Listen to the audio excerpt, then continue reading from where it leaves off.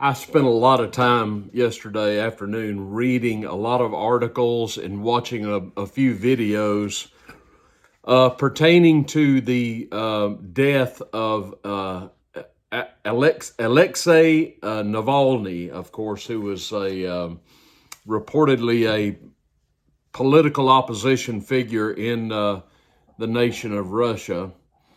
And there's been a lot of talk in the media surrounding his death, a lot of speculation about what's happened to him, and I wanted to spend a little bit of time on it today. I can't cover everything that I read because it would be a really long video, and I just want to basically start with this premise. To be completely honest, and anybody that wants to talk about his death needs to be completely honest, and which is to say, I'm not in Russia. I don't have firsthand knowledge of the situation. I've learned quite a few things in researching his particular case. And I'll say more about Russia in a few moments. But this is where I start, folks. When researching the death of Alexander or Alexei Navalny, this is where I start. In the West, we gain much of what we know from what is basically government-controlled media when you get right down to it. Now, I have pointed out before that I think it is 90%, I'm almost sure that's the number, 90% of the Western media is controlled by 6 corporations. 6. 90%, which indicates to us that the news that we get from the Western media, Western news sources, is coordinated. And there's countless examples of this that we could cite. But the bulk of our media, the bulk of the news that we watch and read is controlled, basically propaganda. And these corporations that own these media outlets are ostensibly in bed with the American government. As I have maintained on this program, the mainstream media in the West is basically the public relations arm of the Democratic Party. That's all it is. And once you understand that, then it helps to clarify any number of issues that you're considering. I start with this premise. Everything, I'm telling you, this is the safest thing for you to do. If you want the truth, this is what you need to do. Do as I do. I start with this premise. Everything we are told by the Biden administration is a lie. Everything. I maintain that everything everything Biden says to us is a lie. I mean, do I really need to explain that? Does anybody need to really be convinced that is true? Everything this man says is a lie. I got a little compelled to do this video about the Navalny situation because I was watching a video 2 days ago when Biden came out and did a little quick press conference at the White House with regard to the Navalny death. And I listened to this thing and just, he never ceases to amaze me. He's mentally incapacitated and he's incoherent and you can't understand half of what he's saying. But what you do understand when he talks is a verifiable lie. And of course, he used this occasion to tee off on Donald Trump again. But this is the premise you need to start from, that everything that Biden tells us is a lie. So, we know what Biden has told us about Navalny. We know that in Biden's rhetoric, he makes Navalny out to be a hero. He is a man of honor. He's a man that is standing up to the evil Vladimir Putin. And so this is why Biden is defending him, because he's standing up against Putin. He's what every Russian should be. Well, when you do a little digging about this guy, Navalny, this character, you find out, quite frankly, that ain't the case at all. And as usual, we've been lied to. Now, I want to get back to Biden here in just a moment, because I want to point out the hypocrisy of his words from this little press conference he did a couple of days ago. But when you go doing a little digging on Mr. Navalny, you find out that this guy's no hero at all. There's a lot of things I want to mention, but first of all, it's simply this. Of course, Biden would have you believe that Putin had him killed in prison. Well, Navalny is political opposition for Putin, but he's not major political opposition. From what I have read and ascertained, if he were to somehow run against Putin for the presidency of Russia, he would only get about 5% of the vote, if that. Putin does have legitimate political opposition in Russia. Do you know who his main political opponent is? Not so much a person, although I'm sure there would be a name attached to this, but Putin's main opposition in Russia is the Communist Party. You realize, of course, Russia extricated itself from what it once was in the old Soviet Union, where it was indeed a communist nation. It no longer is.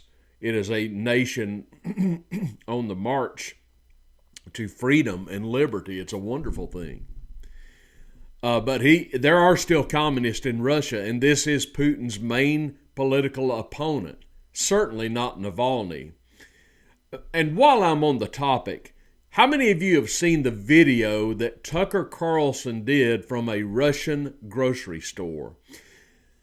It's really enlightening, especially if you're a person who still holds on to the antiquated notion that Russia is the old Soviet Union, and you've got a couple of babas over there who are fighting over the last orange in the grocery store. That's not the case at all. Not the case at all. If you think the American sanctions have had any effect on Russia, go watch that video and you'll see differently. I mean, it's just so enlightening to watch Tucker stroll through a Russian grocery store. He had everything that he wanted was at his fingertips. The selection, the supply, the inventory rivaled anything you'll see in America, and even exceeded it for some items. And when he got to the register, he was astounded at the price of groceries in Russia. He had some people with him, and they played a little game. They said, "We've got our buggies full. Let's guess how much it's going to be at the register." And their best guess was $400. Do you know how much their buggy full of groceries came to in Russia? $100. $100. I'm doing my best on this channel, particularly with regard to the subject of Russia, to blow away the facade and to blow away the lies and the preconceived notions so many Americans in particular have about Russia. We have been, again, lied to about this nation by American leaders for decades. And I have maintained on this show, when the Soviet Union fell, and good riddance to the Soviet Union, in 1991, we had the perfect chance to do a reset with Russia, and Russia wanted that. We should have welcomed them with open arms into the community of nations, civilized nations, but instead we found them to be more useful as an enemy, so we repelled them and spurned them and turned them away. What a golden opportunity we had in 1991. But anyway, back to Navalny. I was reading one account of Navalny by a gentleman who was talking about how if Putin was responsible for killing Navalny, then why didn't he do it years ago when he could have? But he never did. And if Putin had Navalny poisoned some time back, then why didn't Navalny die then? In other words, you may remember in a previous time, I think this was I don't know how many years ago it was, but Navalny was poisoned. And of course, everybody in the West, in the media, and in the White House, they're all blaming Putin and the Kremlin for this, for poisoning Navalny. Well, don't you think that if the Kremlin or Putin had poisoned Navalny, he wouldn't have survived it? Doesn't that make sense? I mean, if they were going to poison him, I think the guy would be dead already. The fact of the matter is, Navalny had broken Russian laws. He had been charged with various crimes, and he'd been sentenced to prison for breaking the law in Russia. You're not told that in the American media. He was involved in a fraud case in Russia, and he was convicted and sent to prison. But he became some sort of a useful political tool for the West, and they have painted him as something he is simply not. This one writer said, "I don't think Putin had him killed. I'm not going to just be a shill, but there's no benefit in killing the guy," and there isn't. You know, Putin's riding high right now. The interview he did with Tucker Carlson has been seen in excess of 200 million people. That is fantastic. That may be the single most viewed interview in history. Who knows? But why would Putin kill him when he's in prison? He can do no harm to Putin from prison. Not that he could even if he wasn't in prison. But what is the benefit to Putin killing him? What's the benefit? I don't see any benefit. But this one author or writer of a column says that he believes that it's possible, he's speculating, Navalny had been in the hospital in Germany back in at the height of the COVID stuff.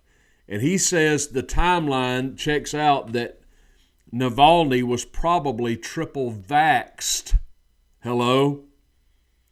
The timeline checks out. After the fake poisoning event, he was in Germany in late 2020 when the Pfizer vax was being distributed as an emergency measure, and he was in some kind of healthcare facility, meaning the vax would have been mandatory.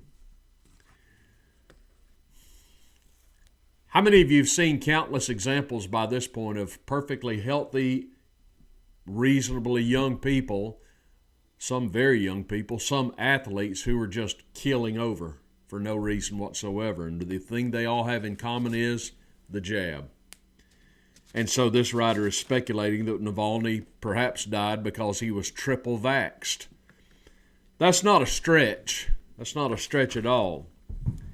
He also goes on, this is Andrew Anglin. Andrew Anglin also goes on to say, I was the number one person calling for him to be hanged before the fake poisoning event because Russia belongs to Vladimir Putin, the hammer of Christ.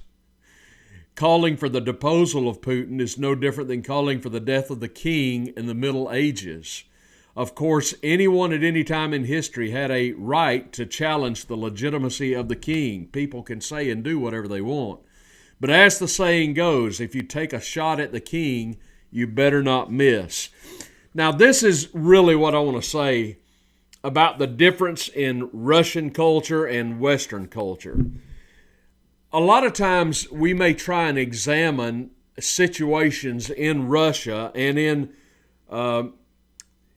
Eastern European or Asian countries from the perspective of the West. We put on our our Western goggles, our Western glasses, and we try and figure out things that are happening in other cultures that are largely different from our own. Russia does not have the similar government that we have in America. Other nations over there do not have the similar government or way of life or political philosophy that we have in America. So you can't examine a situation in a nation like Russia through American lenses. In America, as of right now, I can come on here and tell you what a creep Joe Biden is and a liar. I can still say that right now, maybe not for long, but right now I can. I'm not saying you can't say that in Russia, but I am saying it is a different country and a different culture. And there are nations right now where you cannot speak out against the political leadership. For right or for wrong, make up your own mind on that, but you can't go to Saudi Arabia and speak against the political leadership there, nor can you do that in North Korea, nor can you do that in China, nor can you do that in any number of nations around the world. If you do, you're going to get in trouble and maybe hanged or something, or worse, or whatever, shot. I'm just saying we can't examine other cultures in the world through American eyes by attaching American values to other nations. I can't talk to you about Japanese culture by looking through American goggles or attaching Western values to Japanese culture.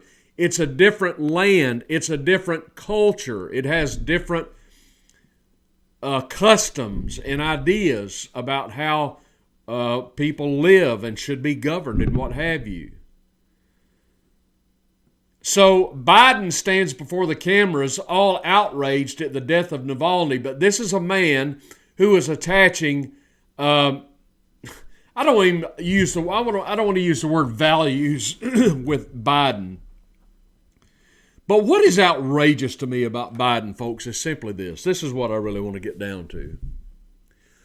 Joe Biden stands before the media and the nation and tells people how outrageous it is that a political prisoner in Russia has been killed. We don't know if he was killed. He may have just died in prison, may have died from the vax. But let's assume he was killed.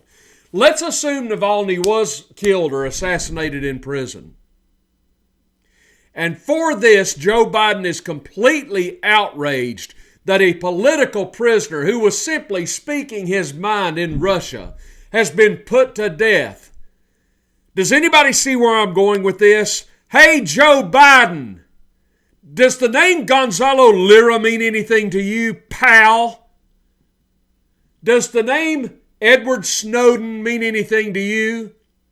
Julian Assange? Do you remember when an American was held prisoner in Russia and Joe Biden turned cartwheels to get this American freed? That would have been the black gay basketball player Brittany Griner. Now we're going for her. We'll do what we can for her. The words that Joe Biden uttered for Alexei Navalny ring hollow for me, and they should for you as well, because this American president could not be so bothered as to pick up a phone and have an American citizen in Ukraine set free. He didn't utter a peep about Gonzalo Lira. He's not saying a peep about Julian Assange. He's saying nothing about Edward Snowden. Navalny was not even an American citizen, but Joe Biden takes the occasion to stand before the press and broadcast to the world his outrage over the death of a Russian citizen.